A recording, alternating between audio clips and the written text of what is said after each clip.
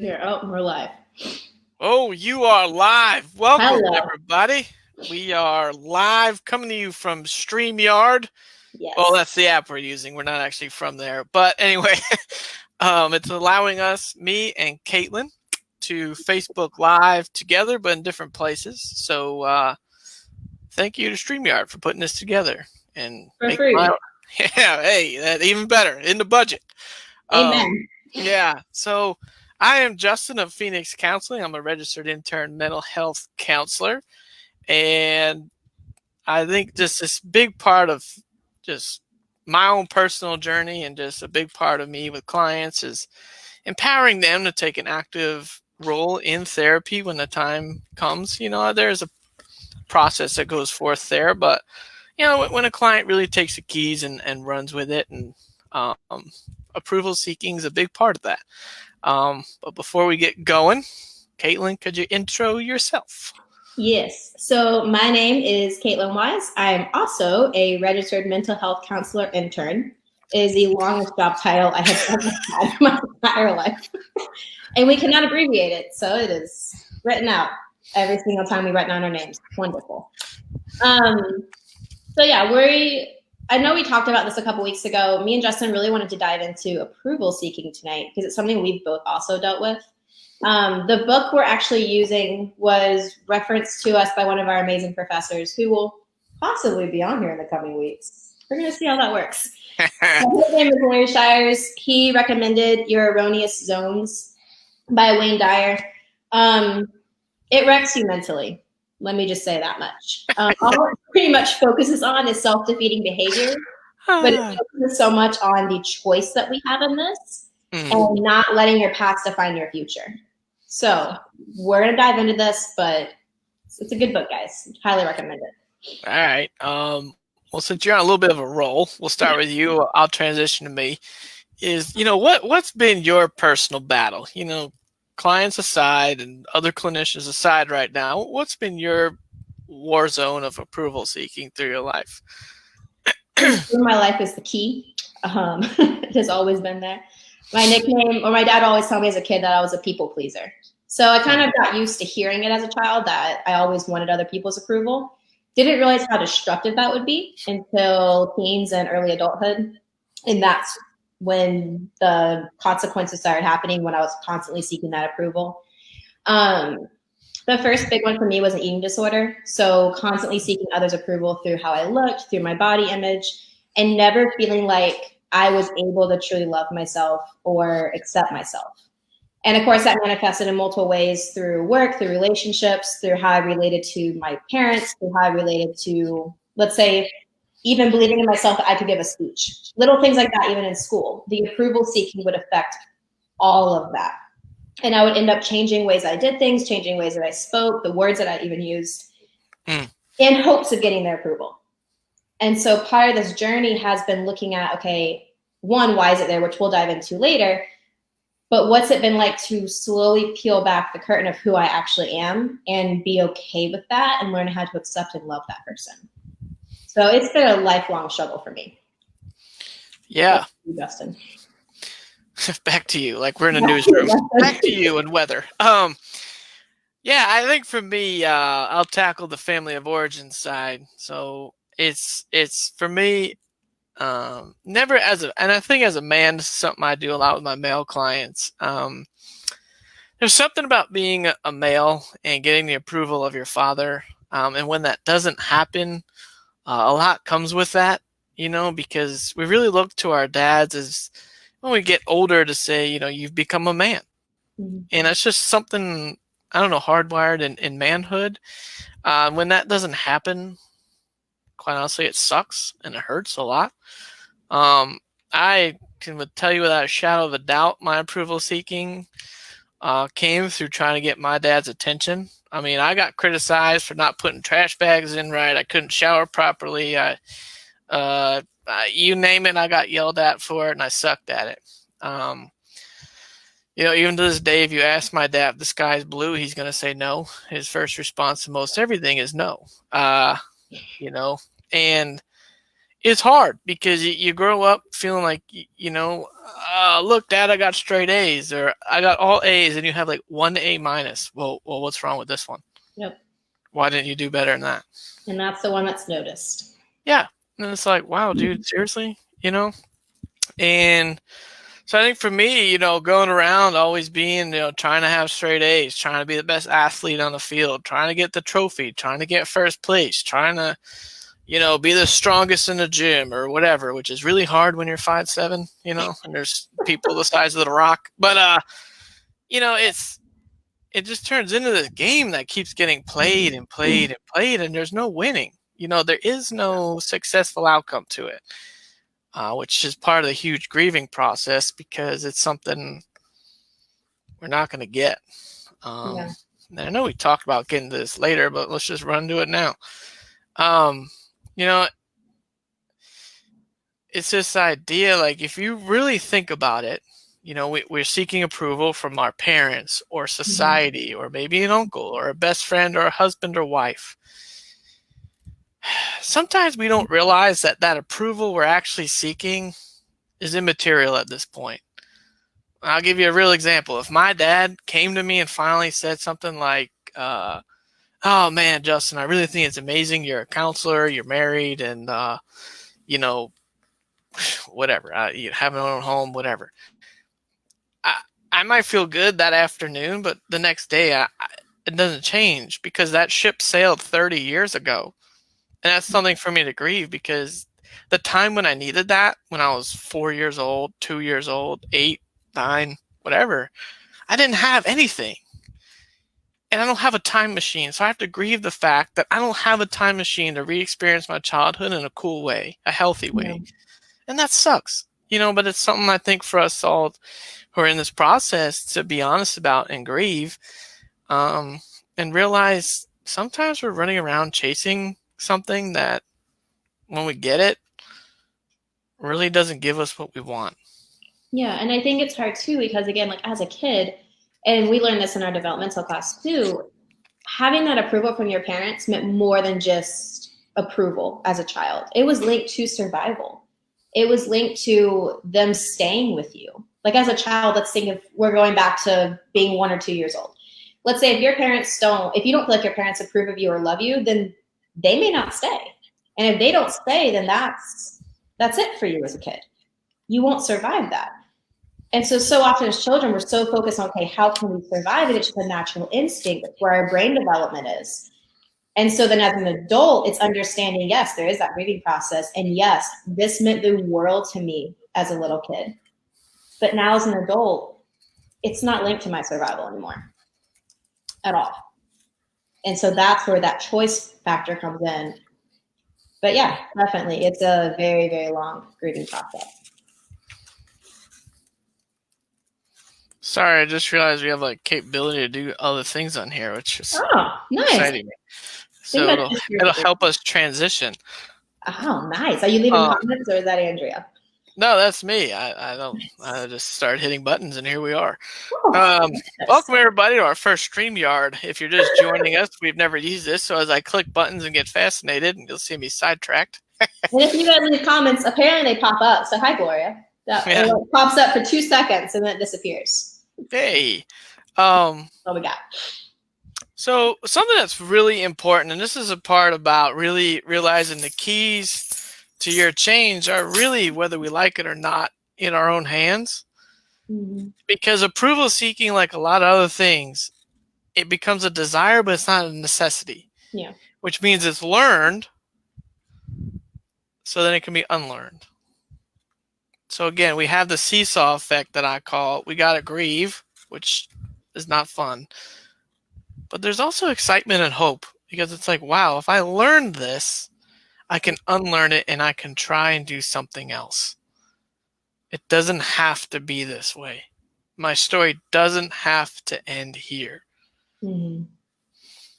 Yeah, I think one of the most, during our graduate program, Justin and me would have these long parking lot conversations. Until like 11:30, and it would always be about whatever came up and got disrupted during class internally and through our own therapeutic process. But one of the most influential things I remember him saying to me when I was really in the depths of this, like really, really struggling. And he's like, you're not the little girl sitting in the room anymore, just waiting. Like, you can actually walk out of the room now, and you can even walk out of the house. But for me, even thinking as a little girl to like, oh, well, I can actually leave my room or get off the bed, that was like, I couldn't fathom that. And so as an adult, I remember the minute I heard that, my whole body like tightened and I got so anxious, because that would mean stepping out on my own. That would mean stepping out and doing what I needed to do, or doing what I wanted to do, or saying what I needed to say. And to let go of that need for approval was terrifying. But it wasn't at that point. Let me put you on the spot for a sec. What do you think that fear was about? Like the idea of letting go of that approval, and that kind of behavior. What do you think you were afraid of, as far as? Definitely not being loved. I, at that point, and I still struggle with this today, actually loving who I am, like scars and all. And I was desperately, desperately looking for someone else to love me, to prove that I was lovable, which is so sad when you think about it. And it's, again, giving them the keys to my self-worth. And so it was a long process. Yeah. No, I think that's important, because I think it's interesting to think about, we use the word rewards, but that may not always reciprocate as being the right word. But, what's the rewards of keeping this approval-seeking behavior? There's reasons why we developed it. Yep. If we're going to use a ding, ding, ding trigger word here, we were manipulated as kids to play this kind of game of approval. Whether our parents did it on purpose or not is at this point irrelevant. The reality is, as kids, we were manipulated, and we figured out the way to get approval is straight A's, or to do good in school, or it's to do, maybe the only way we got attention was, getting in trouble. You know what I'm saying? Like getting in trouble with the cops, or at school, getting detention, suspension, fights, whatever. And I think that's hard to think, like, dude, I was a kid and I got manipulated and played. Like, I'll be honest, I tell my clients, yeah, that really should make you angry, and that's okay to be angry about. And again, it's another part of the grieving journey. To kind of piggyback off of what you're saying, though, with the word reward, we could even use the term reinforcement. So maybe it's not a typical reward in that it's good, because playing this never-ending game where you never actually win, of giving other people your worth and how you view yourself, you never win in the end. Like, it never ends. The game never stops. But the reinforcements, like what you were talking about with school when we were growing up, and certain schools definitely highlighted that more than others. Where some schools, it was simply structure, but with other schools, it was much more approval-based. And then even becoming an adult, and for instance, looking on social media. I know we talked about this a little bit last night, where the amount of ads on social media and TV right now that are so focused on approval that if you, I think, drank this protein shake and get a six-pack, that does not happen. Sounds like a lot of trips to the bathroom. Exactly. But let me tell you, every ad is so focused on the types of models that they use, types of words that they use, and it's focused on this approval base. Like, if you look like this, look how many people will love you. If you act like this, if you're able to speak like this, if you pay for this subscription, if you pay for this workout trial, you're going to look like this, and it's just going to be effortless. And that's not it at all. Yeah. I'm just going to put this quote up. It's from the book that Caitlin referenced earlier. If you're just joining, we're talking approval seeking from, I think, chapter 3 in Wayne Dyer's Your Erroneous Zones. Do not buy Your Erogenous Zones. That will lead you into a very different topic. A good one, but a very different one. And not one appropriate for this Zoom. For this, what are we using? StreamYard. Yes. Not appropriate for StreamYard. So, oops, I picked the wrong one. Your view of me is more important than my own opinion. So I want everybody, self included, to realize when we seek That's awesome. Comment from Gloria. Oh, I can't see it. I'll put up a sec. Okay. Your view of me is more important than my own. When we seek approval, Yeah. that means that I value what you think of me far greater than what I think of myself. And in that process, we got to realize we are literally putting ourself, like the self part of us, basically be like sacrifice. I mean, I don't want to be brutal about it, but the honesty is like, well, you decide what I'm worth. You decide what I can and can't do. You decide. And it's like, wow, really?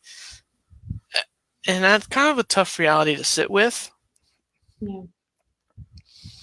No, it definitely is. It's even like just bringing, it's kind of like a very sombering moment because you are sacrificing yourself, especially the little you, like the inner child that we talked about weeks ago. You are actually sacrificing them at that point. So I think, the big thing that comes up, and this is something that obviously I don't sit in on your sessions. Not only is that illegal, but it'd probably be creepy. Yeah. But I know for me, a big thing for me and my clients, and even myself, my own personal life is, there is a point of therapy of really slogging through the trauma, the stuff we've been through, whether it was rape or physical abuse, neglect, abandonment, rejection, all these hurts.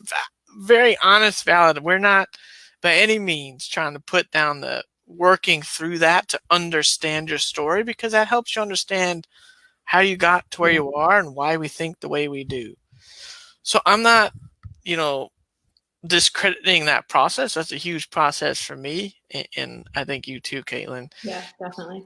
But there does come this point, and I have to say, I've watched a few clinicians, and again, I'm new in the game, so I'm not sitting here telling you I've been licensed for 45 years and I'm some wizard.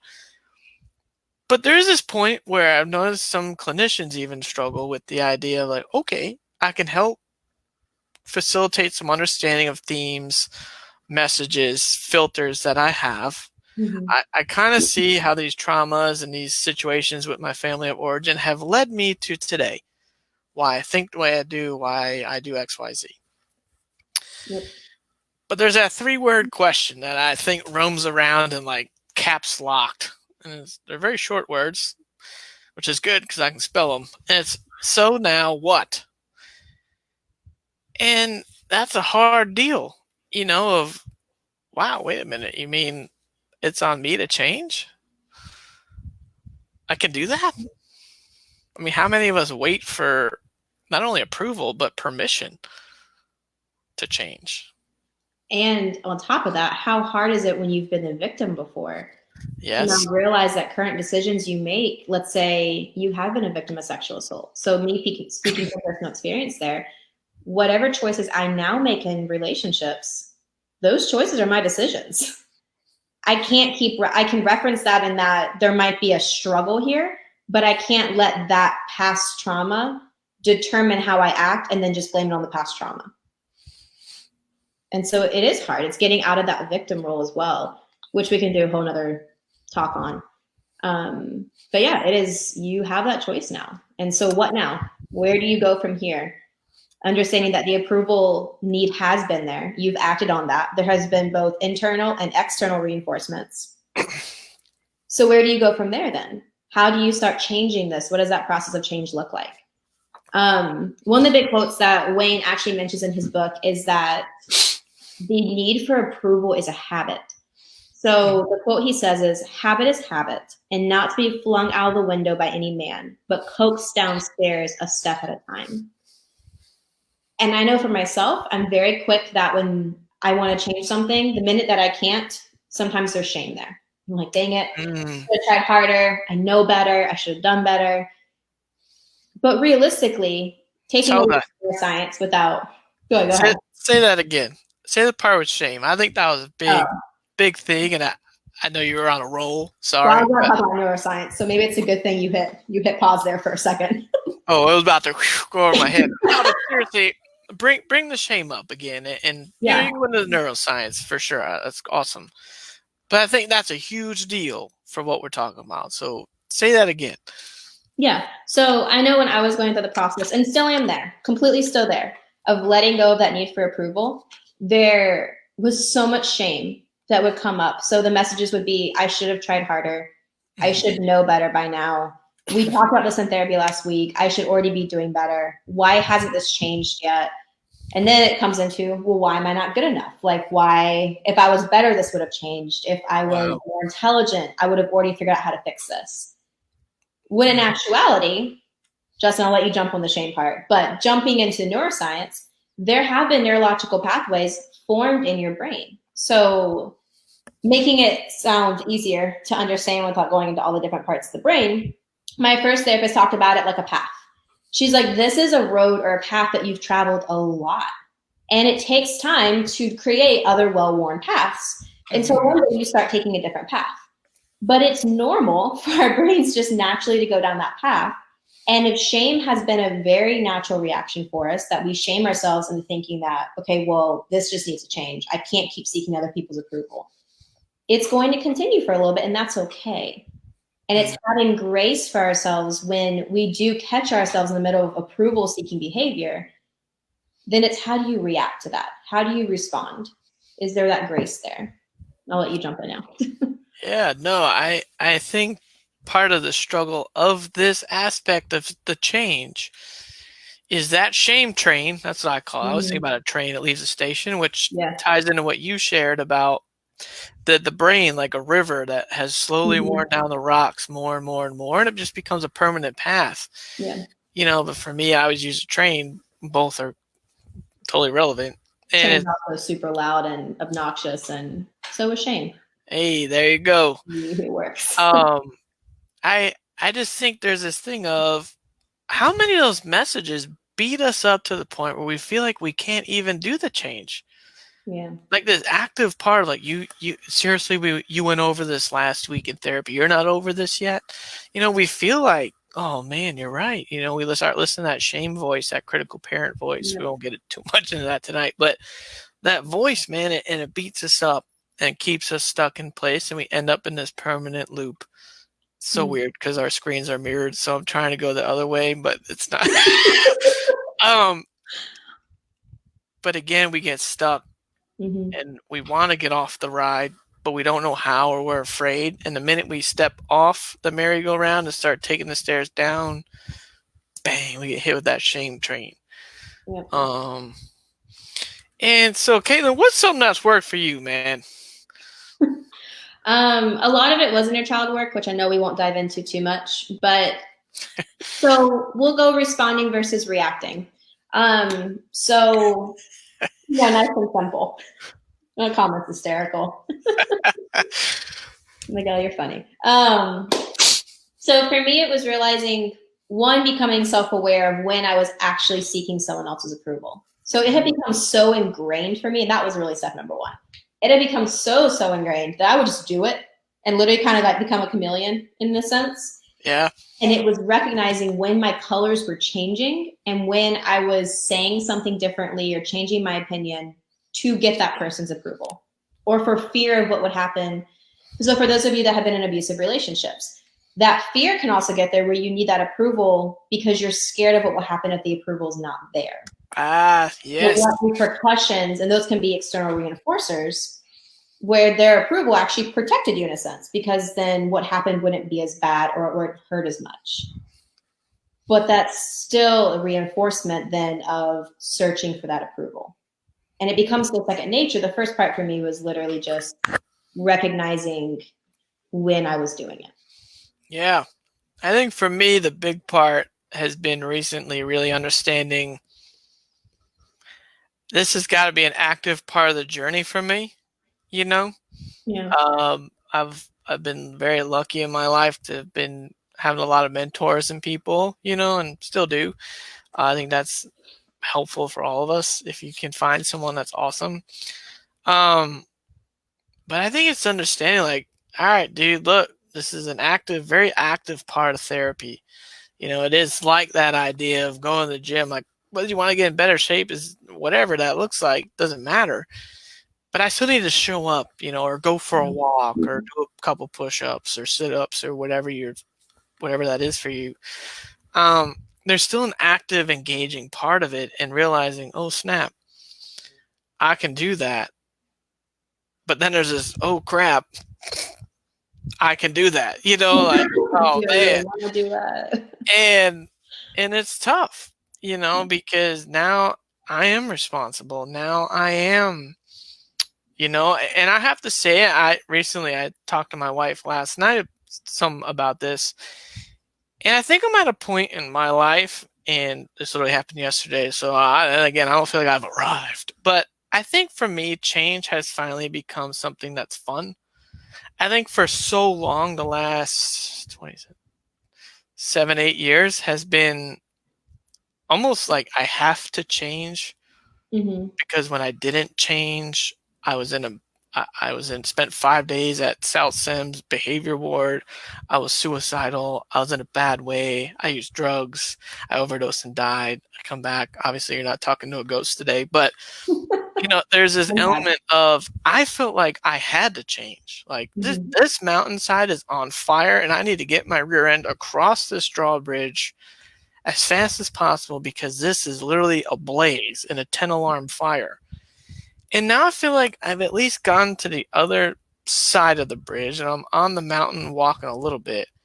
And I'm like, wow, dude, I actually am starting to change because I enjoy Mm-hmm. what is possible. Now that's 8 years into this. There are people prior like, dude, what took you so long? Look, I can be a little thick-headed, all right? I'm just saying. Yeah. But I think that's something to look forward to too. That change can become fun, and it doesn't have to become a have to. Yeah. You know. And the beauty of when you're actually able to be yourself in a situation, and how you feel so authentic and so calm.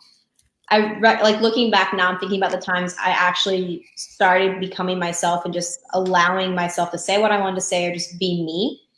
And there was such a sense of groundedness and peace that I wasn't having to constantly be super anxious looking around at, okay, was this person approving? Okay, is everything okay here? I was able to just be me. And it was beautiful and so calming compared to how usual interactions would be or how I would feel I had to be in a group. So that was huge. I like this thing. This is cool. I thought you get so like. Well, I'm trying to type from afar. Yeah, man. I don't know if anybody's got any questions out there. We'll take a couple questions here as we come to the end of our vid. But if anybody's got any questions or thoughts you'd like to put out there, fire away. If not, we'll keep talking for the next hour. No, I'm just kidding. So go ahead. Sorry, Justin. I think one thing for me that is just, again, a perspective check. That's what I call it. Let's get a perspective check. We talked earlier tonight about the idea of like, man, I'm fighting so hard for my dad's approval. But reality is, even if it came today, the ship sailed like 30 years ago at the Titanic. Just kidding, I'm not that old. But it sailed 30 years ago. 34 years ago. It's irrelevant now. It's not going to have the effect that little Justin would have needed. Mm-hmm. And there's this element of, all right, I got to let that go, because what I'm chasing, it doesn't matter anymore. The other thing to realize is, we're all going to hit disapproval. All of us. I mean, look at the political setting. Whoever wins and whoever you voted for, I have never seen any person get elected in who is 100% to 0. So even if you win 60-40, still 40% of the population disapproved of you. And it's understanding, having this like, wow, like, okay, I won as president or governor or whatever, but 40% didn't like me. Okay. And the last quick thing before I bring up Miguel's question is, a lot of times we're like, oh man, if I can just be like, one of our mentors and dude we look up to is Larry Shires. And it's like, man, if I could be like him, that'd be so great. But one of the funny things about those people is they're not looking for people's approval. Nope. And those are usually people we're looking to seek, and we don't realize we're attracted to that. Like, oh, so it's this weird thing. Let me bring up Miguel's question. How does one sort out trying to still serve and love people well, but not seek to do it out of a desire to please? Ooh, good question. That's a good one. Are there helpful ways to check our motives? Got any thoughts? Yeah, I'm processing it. Because you can go many different directions with that one. I think my first thought is really deciding whether it's, do I want to help or do I feel obligated to help? And there's cultural aspects in this too, which plays an interesting role in this, depending if you're coming from Latin cultures, Asian cultures. Some of this is obligated. Like if we're talking family stuff, yeah, buddy, you better show up to the party. Yeah. But I think the first check is, being honest with yourself of, do I really want to do this, or do I feel like I have to, or I'm obligated to? When you start hearing the words, I have to do, boom. Yep. I have to go help Mo across the street to fix his gutters. That doesn't really sound to me like you want to be helping Mo across the street. So that would be number one for me, is where are you feeling there? So that would be a way to check your motive. Yep. And let's say you're in an event or your main job is helping out those who, let's say, are not as fortunate as some of us are. I would also check, not only do you feel like you have to do it, or what are you doing like on your day-to-day? Is it you're doing it because you actually want to help them, or is it you're doing it because you're hoping that they like you at the end of the day?